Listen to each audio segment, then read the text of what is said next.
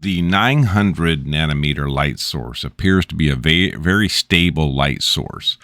I will endeavor to put a photo comparing it to some of the other light sources.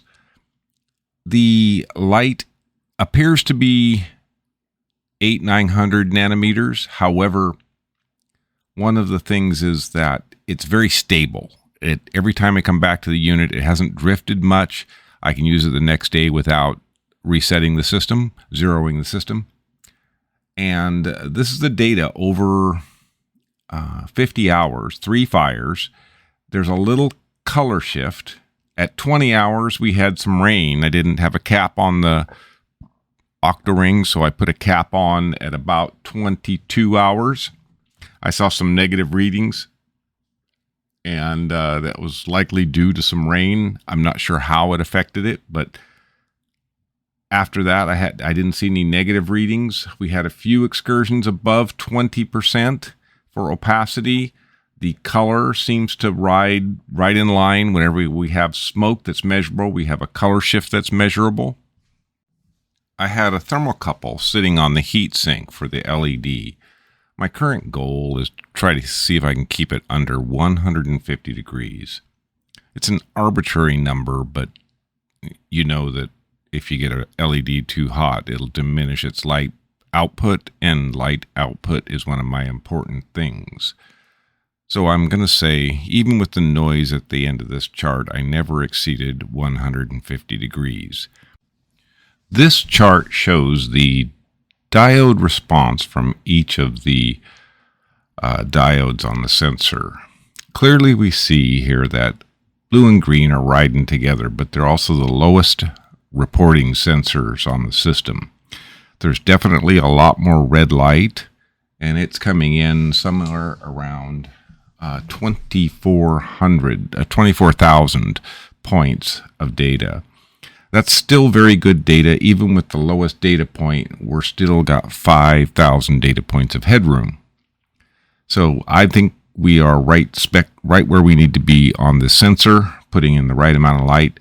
You can also see that the clear diode is reporting in somewhere just shy of 55,000. So we've almost saturated that light source. We would not want to go too much brighter. The sensor will change gears, shift levels, and it'll either speed it up or slow it down and read differently. So we're trying to stay in the same range, and I think we're at the maximum light we can put into this sensor without shifting levels.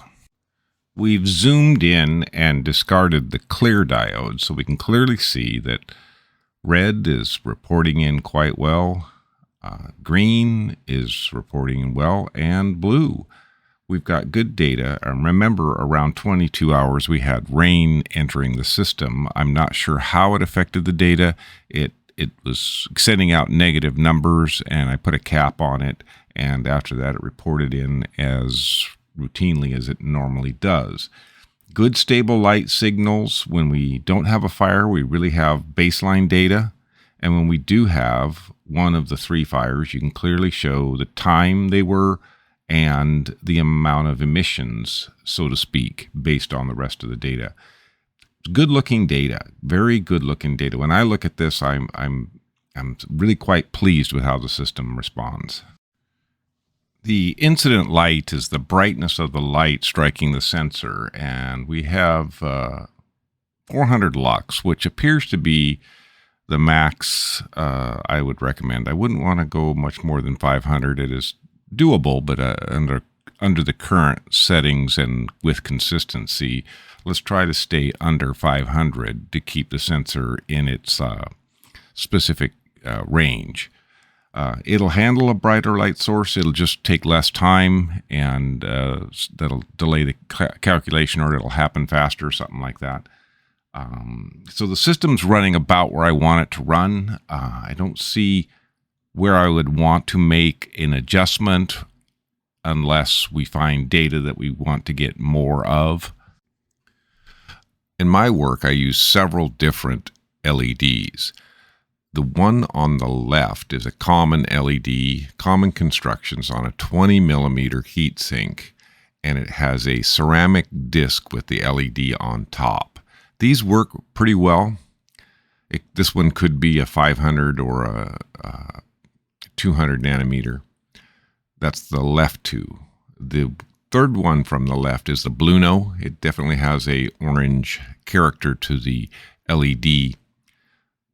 The one on the right is the one I've been using in this test series. It puts out between 8 and 900 nanometers, or around 3600K, and has been an excellent stable light source for the test series.